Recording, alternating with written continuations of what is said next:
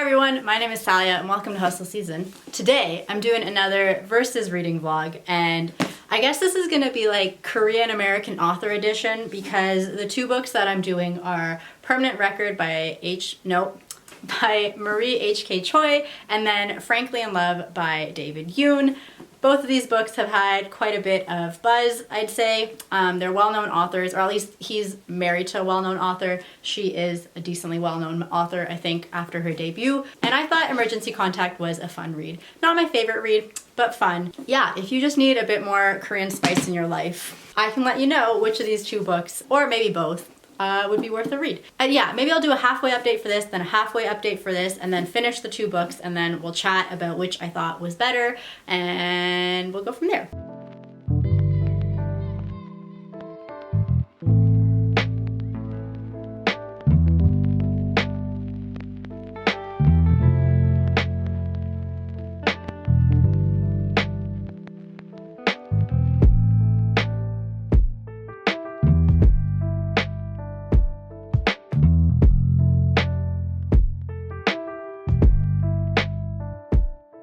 I want to do a really quick update. I am now on page 142. So, pros, it is super easy to read and super quick. You will fly through the book once you start. If you need to be finishing up some Goodreads challenges, etc., I think this would be good. If you're doing some sort of readathon, also equally as good. In terms of the actual story and characters, I think the best part is probably just the diversity of the cast, like ethnic diversity, like everybody's so not white.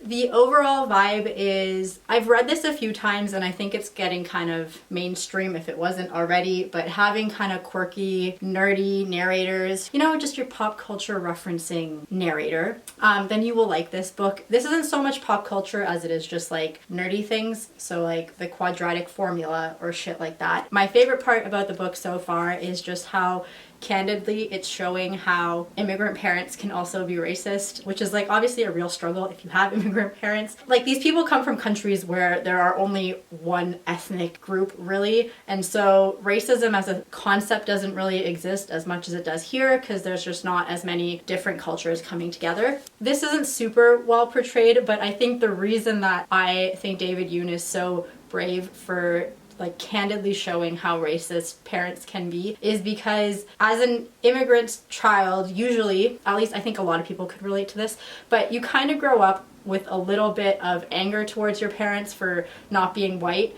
which like you don't realize in the moment, but is kind of just like this subversive thing that happens because obviously you want to be like your friends and like all the people on TV, and sometimes you get mad at them for not being the way you expect a parent to be based off of how you've learned parents should be, like, you know, from school and TV and movies, etc. It takes you a long time to realize that, and then you get a bit older and then suddenly you're like trying to make up for kind of being mad at them, even though they've probably gone above and beyond a lot of white parents might do for their children because they didn't necessarily have to go through the same struggles and whatnot. Like, you kind of come full circle and realize like how much your parents have given up for you, and you just feel really bad to have ever thought that in the first place. And so to then be able to still show like a flaw of theirs, I think takes a lot of courage. And I definitely think he shows his parents in both light. Like, it's not like he paints them as these evil, racist, crazy people. He definitely gives it a very like nuanced look. It was cool because obviously those scenes resonate with you, but also it's kind of weird to read. Like, you don't want to see how racist people are, if that makes sense. So it's like a little hard to read, but also I'm like, damn, like he really did that. So yeah, so that's probably my favorite part of it. The one thing that can still change, but that is what is keeping me from like loving this book or thinking that I'm gonna absolutely love this book, is that really it's only tackling this one issue. Racism and like the culture clash of being an immigrant's child, which like is a great topic. My only thing is, obviously there are books about this, not to say that this doesn't deserve a voice, I do think it does. But after reading Love from A to Z, for example, and other contemporaries where they're not just tackling that one issue, it's just hard for me to then say this is equally as good as those. So as a debut novel, I think this is great. I think the writing is funny and I am really liking it. I just kind of wish that it was tackling a bit more. So yeah, those are my thoughts so far. I will go back to reading and then I'll be back.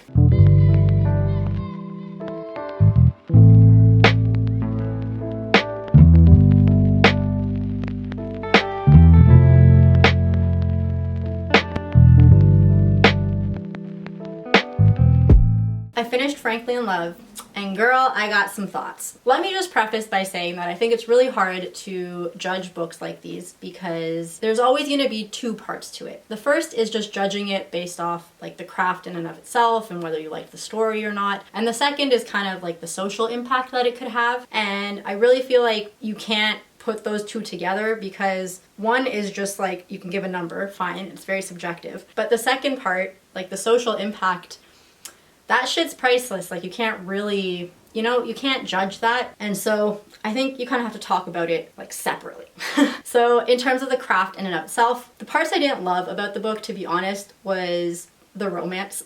I was not really here for it. I just felt like the build up to the romance was not there. And I love me a good build up. After the declarations were made and you kind of accept that certain people are in love, you're like, okay. And then there was cute and cheesy moments that pursued. And if you don't mind a bit of insta love and you're just here for like the cute moments, then I don't think you'll care too much. But for me personally, like I would have liked more from the romances. I really liked the writing style as well. I thought it was funny. I know that when you have this kind of like weird, quirky character, obviously that's not for everybody, and some people will kind of be like, can you stop with the science and just give me the facts? That makes no sense. But can you stop with like the metaphors, or I guess the scientific metaphors? So I'm sure it's not for everybody. And there were a lot of times obviously where Frank as a character can be cringy, but I mean, which teenager is not cringy? So that didn't bother me too much. But anyways, those are the only two things that I think might get in the way. And obviously if you're not on board with the romance, it's a huge focus of the story, so it might drag a little, as it did for me. Now onto the more interesting stuff, which is like the commentary it makes and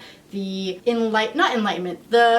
I guess how it shines light on what it's like to be a Korean American. I guess I always find this topic so interesting because each person's experience can be so different. I haven't read Permanent Record yet, but even if you compare it to like The Way You Make Me Feel by Maureen Gu, which is also a Korean American kid in LA, already there's so many differences between what each character has decided to show to the reader and what they've incorporated and whatnot. And so I just find that in and of itself is so cool, and it's great to see all these different experiences. Next, I think the book really excelled at just showing the racism that the kids themselves face, but also the racism that they see from their parents. I just thought that was so well done, and I already discussed how I thought it was really brave that he showed that. I think like having this diversity in books and showing you all these different experiences will hopefully save us all from our ignorance.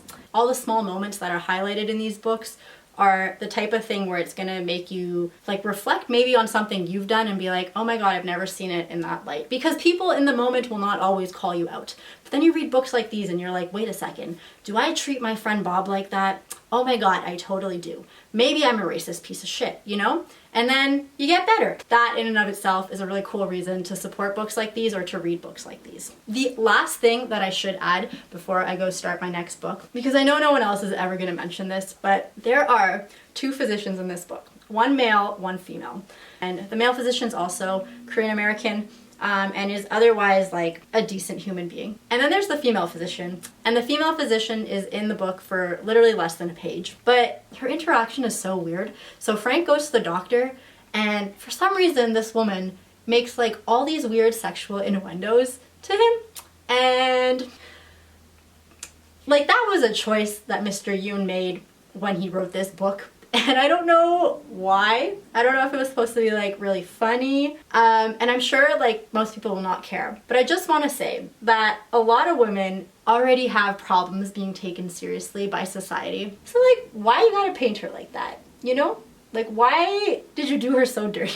He's underage. So first of all, that's like totally inappropriate regardless for a physician to do. And like, I don't know that it really added anything to the story. Like the book is funny regardless. I don't think this 17-year-old boy needed to be hit on by the female doctor. Like I just felt like, you didn't have to do that. And now that you did, I thought I'd bring it up as a really weird, unnecessary scene. There are a couple other weird scenes and weird things that happen in this book. So like this book isn't perfect. There were definitely some other choices that were made where I was kind of like, what were you going for? But outside of that, I still think if you want to read it and at least focus on the racism aspect, it's interesting and worth reading about. I think that's all I want to say. So let me go read Permanent Record and then we'll be back.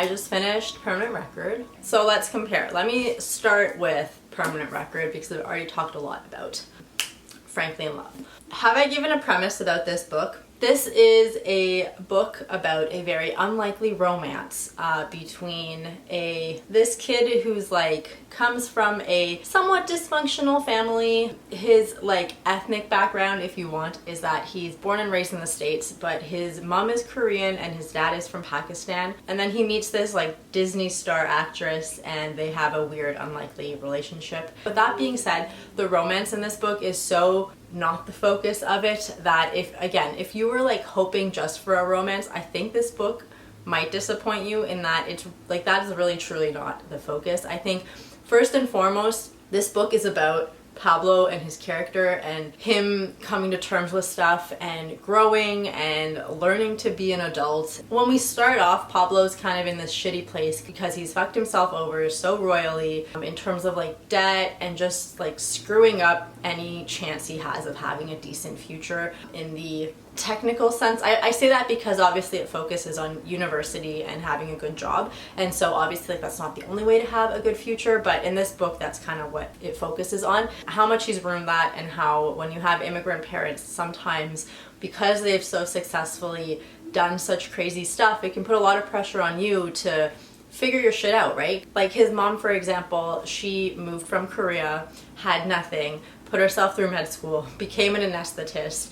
And he's like, you know, it's kind of hard when your mom does that and you're here being a piece of shit and you're just too tired to get out of bed in the morning. And how that interaction just adds pressure to everything. In terms of like how much I liked this, personally, I loved this book. I think it's more of a subjective thing. Like I just really, really, really love when we have a deeply flawed character that you get to know very intimately. Like I love being inside people's heads, and I love kind of just slowly going through their day and seeing how they handle situations. And like Pablo's a flawed character. He does not always make the best decisions. It doesn't always make sense. I can see a lot of people not necessarily liking him or being very frustrated with him. If you can tolerate and if you like reading about not necessarily great characters, I think you'll really like this. My only concern was that I was a little worried about the pacing, because sometimes with these like very slow books, I feel like the beginning portion of the book is really well done because that's when you're like taking your time to get to know people, and then because you kind of don't get quite as much plot, usually what ends up happening is they're kind of rushed towards the end. I personally like this book. I liked it. I enjoyed it all the way through to the end. Like it didn't feel rushed to me, but I think the nature of this type of book is that you're gonna spend more time in the first half than you will in the second half. I can see some people saying that maybe that's an issue, but for me it didn't really matter, and I loved it. I liked how things were handled. I enjoyed the ending as much as I liked the beginning. Another complaint that some people might have is that maybe you might think that the other characters don't get as much time on the page or are not quite as fleshed out as Pablo. He is the point of the book, and so you're gonna get so much more Pablo than you will other people. I do think that the other characters were fleshed out. I just don't think you always get to see their full point of view, which makes sense because you're seeing it from Pablo's point of view, and really like they only come and go as they interact with him, so you don't always get their full picture. But that being said, I never felt like they were two-dimensional necessarily. I did feel like they were fleshed out. I just felt like very accurately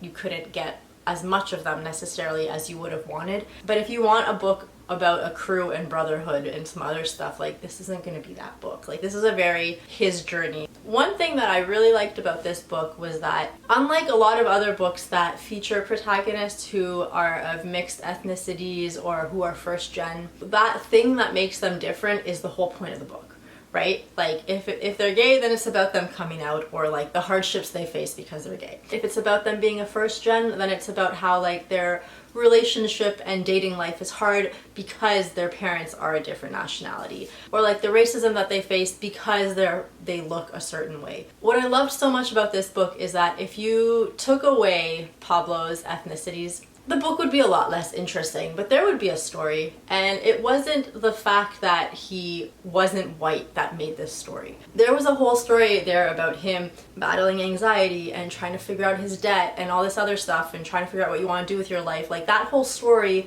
was there regardless of Pablo's being like half Korean, half Pakistani. And I think that's what made it so special, is like I want stories where the diversity is not the story, you know? Where there is diversity and it interacts with the story, but there's a legitimate story first and foremost that doesn't necessarily have to do with the diversity. And I really appreciated how this book did that. I guess I should like say which will be good for what. I think if you want something like more lighthearted, more funny, and more plot driven, this would be the one for you. If you want more character driven, more like hard hitting stuff, I'd say this one. To be honest, I felt like because I enjoyed this more than Frankly in Love, I actually felt like I could read this faster, even though I do think both of them are fairly easy, quick reads, like if you're just going to the beach one day. This might not put you in as good a mood as this one. So yeah, and if you're looking more for like social issues and race and stuff, again, I think Frankly in Love will probably hit that spot more for you. If you're looking more for like a Disney movie premise, but without any of like the Disney movie nonsense, and maybe like subverts your expectations a little bit in how hard-hitting it is, I'd probably go this way. I also like this one's just so like Maria K. Choi is just cool, you know, and it comes through in her writing. It comes through that like she knows what's up and like her characters reflect that city life. Yeah, my final comment, I guess, is that in reading these two books, I was actually thinking that there are a few other Korean American authors that I probably could have added to this list. Maureen Gu I talked about, but also Kat Cho. And I wanted to do like just a really quick ranking of all of them. I think Permanent Record is my first one. I think my second one would be The Way You Make Me Feel by Maureen Gu. I think my third one would then be Frankly in Love by David Yoon. My fourth, oh, this is hard. My fourth, I think, would be Emergency Contact by Maria K. Choi, and then Somewhere Only We Know by Maureen Gu, and then The Wicked Fox by Kat Cho. This is a biased list because I really did not enjoy The Wicked Fox. So watch some videos of people who actually enjoyed Wicked Fox, because I think premise-wise, like that's the most unique, and that book has a lot to offer that the others don't, because it takes place in Seoul, and it's not about first-gen kids, it's just about like Korean kids in Korea. Or I guess I should say one Korean child and a Korean gumiho. So I personally didn't like it, but if you prefer fantasy, that could be somewhere to start. If you have read any books by these Korean American authors, let me know what's your ranking, which is your favorite, which author do you like and why, etc. And I hope this entices you to show these authors some love. And yeah, that concludes my versus reading vlog. Bye!